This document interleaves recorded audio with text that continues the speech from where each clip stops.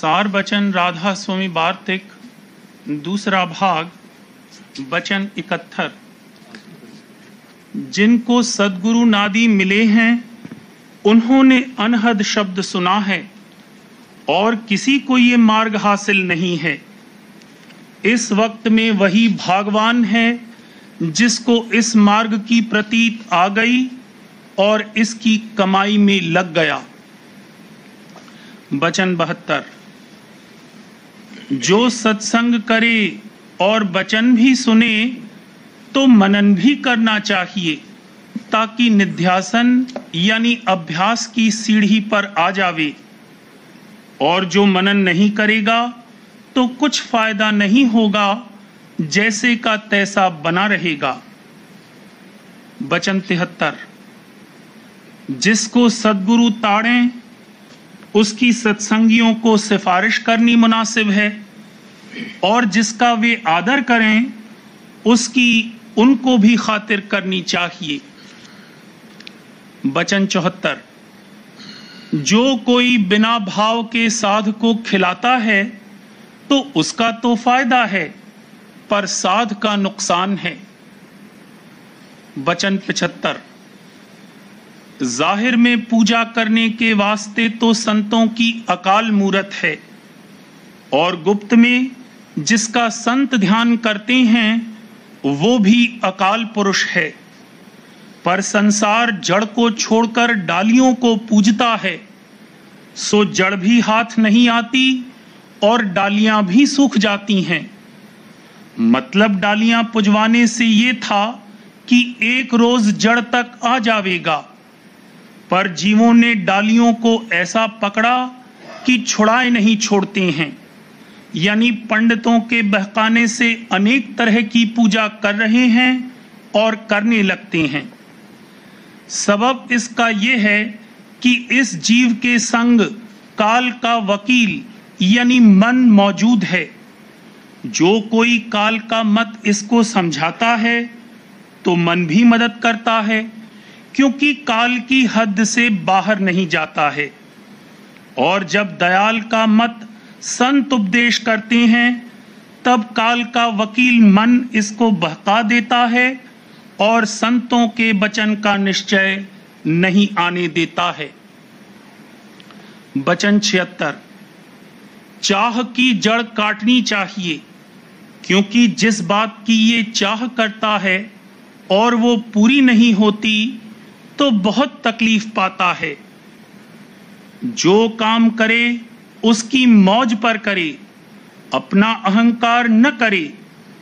पर इस वचन की बारीकी को समझना चाहिए, नहीं तो करनी से ढीला पड़ जावेगा। ये बात पूरी जब हासिल होगी जब मालिक का दर्शन उसको प्रत्यक्ष होगा। बिना दर्शन ये हालत नहीं आवेगी।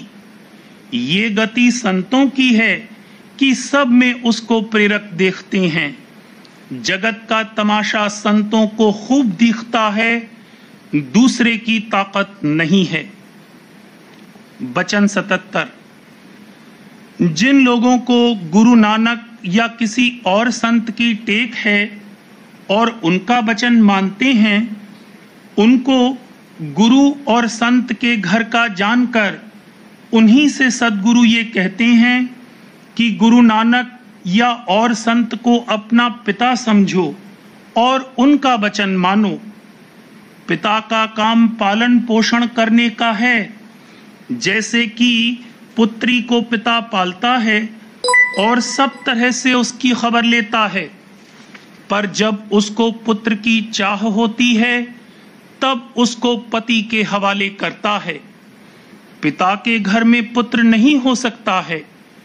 इसी तरह से गुरु नानक और संत कहते हैं कि सद्गुरु खोजो जो प्राप्ति सचखंड और सत्य नाम की चाहते हो। ये कहीं नहीं कहा कि ग्रंथ और पोथी की टेक बांधो तो तुमको सचखंड मिलेगा। इस जन्म में तो संतों के घर के और उनके टेकी कहलाए, और जो उनका वचन न माना यानी सद्गुरु वक्त का खोज न किया तो 84 में जाओगे। इतना समझाना संतों के घर के जीवों को है, और जो पंडितों के किंकर हुए वो संतों के घर के न रहे, उनसे कुछ कहना नहीं चाहिए, वे माने चाहे न माने।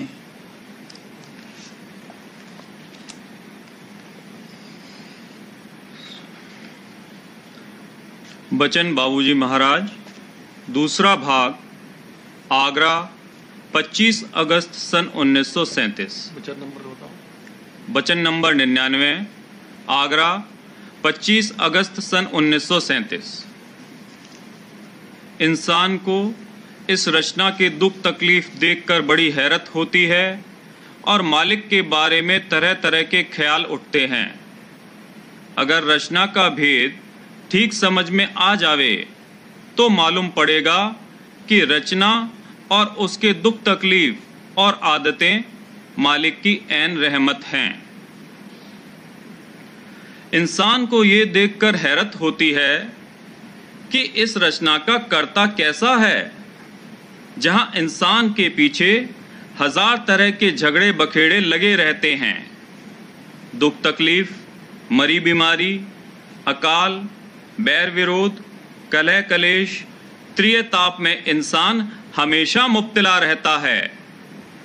जाहिरा बेगुनाह है, मगर इस तरह के जुल्म और सितम उन पर हो रहे हैं कि हजारों और लाखों काटे और मारे जा रहे हैं और कोई उनका पुरसा हाल नहीं है।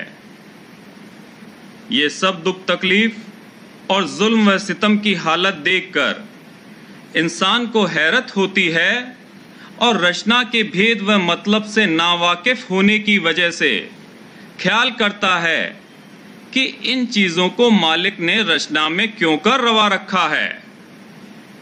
जब रचना का भेद और मतलब अच्छी तरह से समझ में आवेगा, तब बजाय ऐसा ख्याल करने के मालिक का गुणानुवाद गाएगा और कहेगा कि जो कुछ हो रहा है यही मुनासिब है और इसी में सबका फायदा मुतसव्वर है।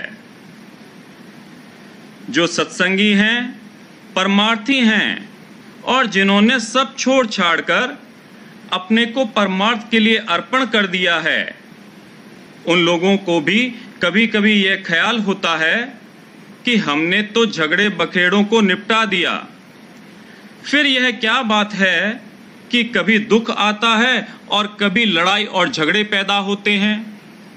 लड़ने भिड़ने वाले हमेशा द्वार पर खड़े ही रहते हैं।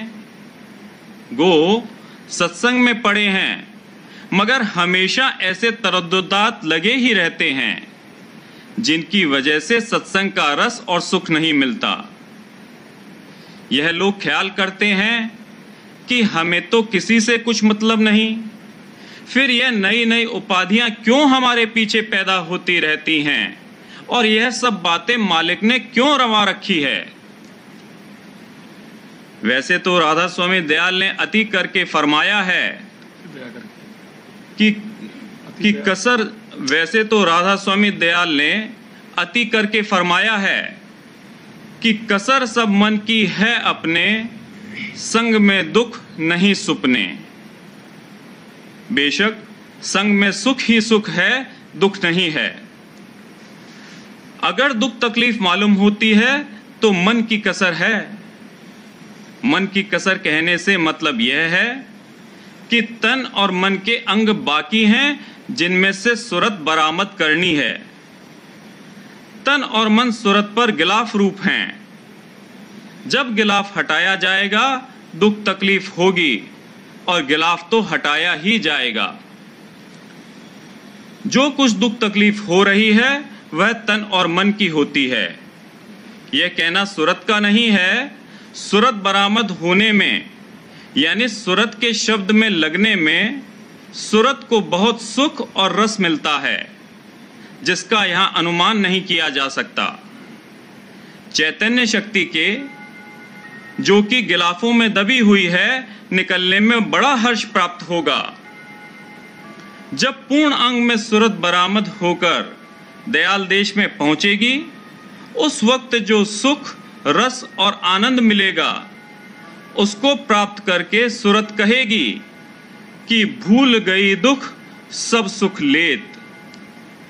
इस रचना में यहां आकर जो थोड़ा सा दुख मालूम होता है वह स्वप्नवत हो जाएगा, यानी जिस तरह से कि स्वप्न देखने के बाद जब जागृत अवस्था में आता है तो कैसा ही भयानक स्वप्न क्यों ना देखा हो, उसका कुछ असर नहीं रहता।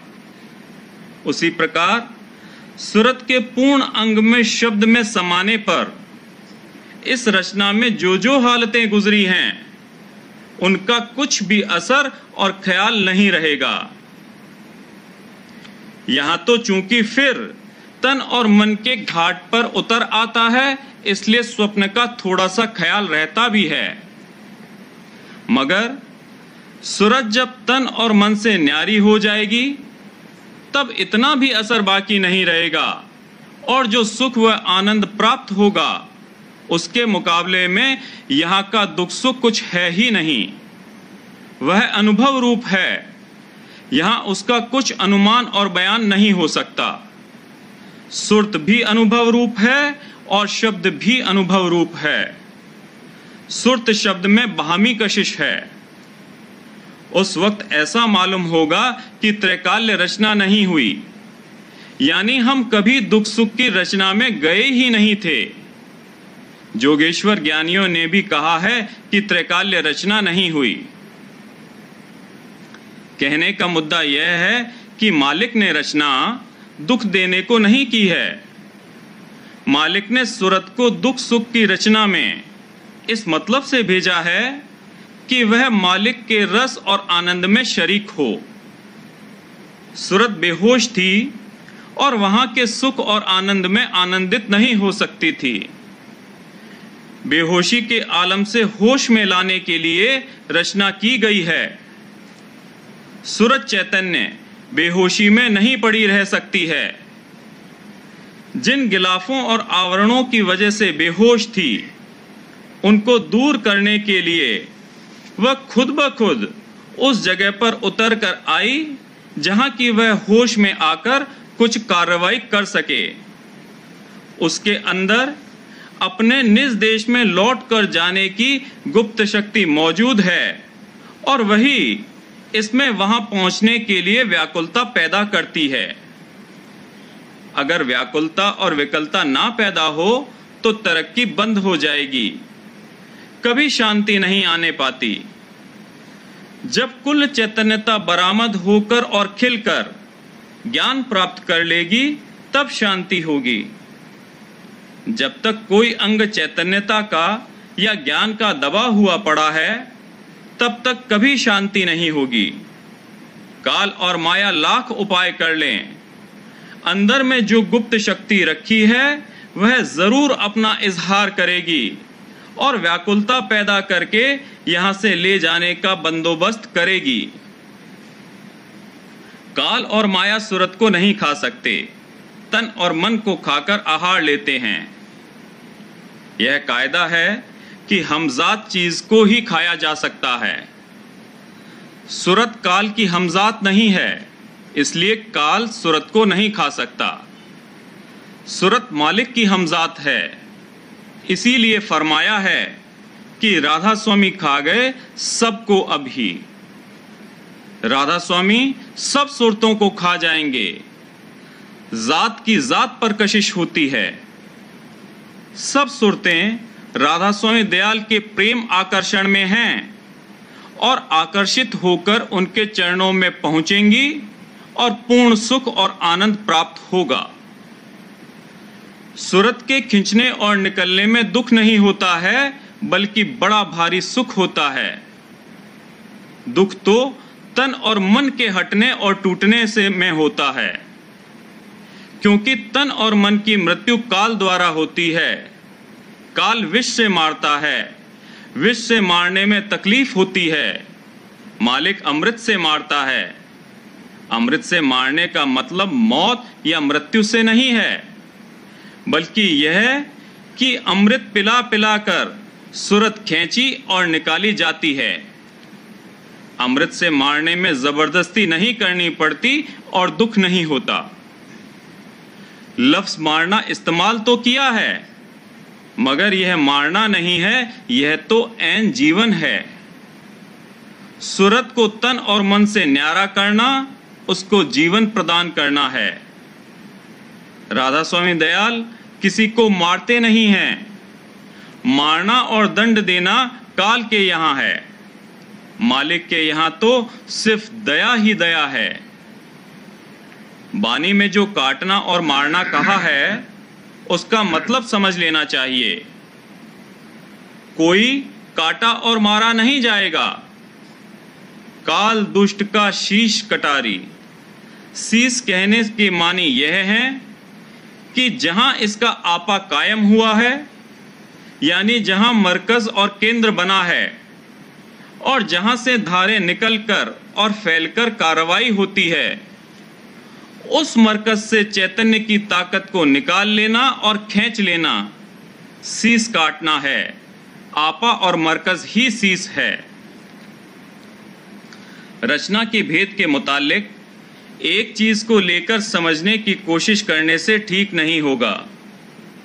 सब चीजों को एक सिलसिले में लिया जाए तो रचना का भेद अच्छी तरह से समझ में आवेगा, और फिर यह ख्याल और संशय नहीं उठेगा कि मालिक ने यह क्यों रवा रखा और वह क्यों नहीं रवा रखा। मगर मालिक का भेद अनुभव से जाना जाएगा। सूरत अनुभव रूप है और मालिक यानी शब्द भी अनुभव रूप है। जब कुछ अंग में सूरत निकलने लगे और चढ़ने लगे, तब कुछ कुछ अनुभव की झलक आने लगेगी और यह मौज से मुआफकत करने लगेगा। जब पूर्ण अंग में सूरत निकल आएगी, तब तो वह मालिक रूप है। जो मालिक की मौज, वही इसकी चाह। भक्तजनों के हृदय में कोई ऐसी चाह ही नहीं उठती जो मौज के खिलाफ हो, बल्कि मौज का ज़हूर बाद में मालूम पड़ता है, पहले वैसी ही चाह उनमें पैदा हो जाती है। जब सब भेद बयान किया जाएगा तो मालूम होगा कि कुल रचना के मुकाबले में इस त्रिलोकी की कुछ भी गिनती और हैसियत नहीं है, और दुख तो थोड़ा सा यहाँ है, और वह भी इसके हक में जरूरी और ऐन फायदेमंद है। जब यह समझ में आवेगा, तब मालिक का गुणानुवाद गाएगा और मौज से मुआफकत करेगा।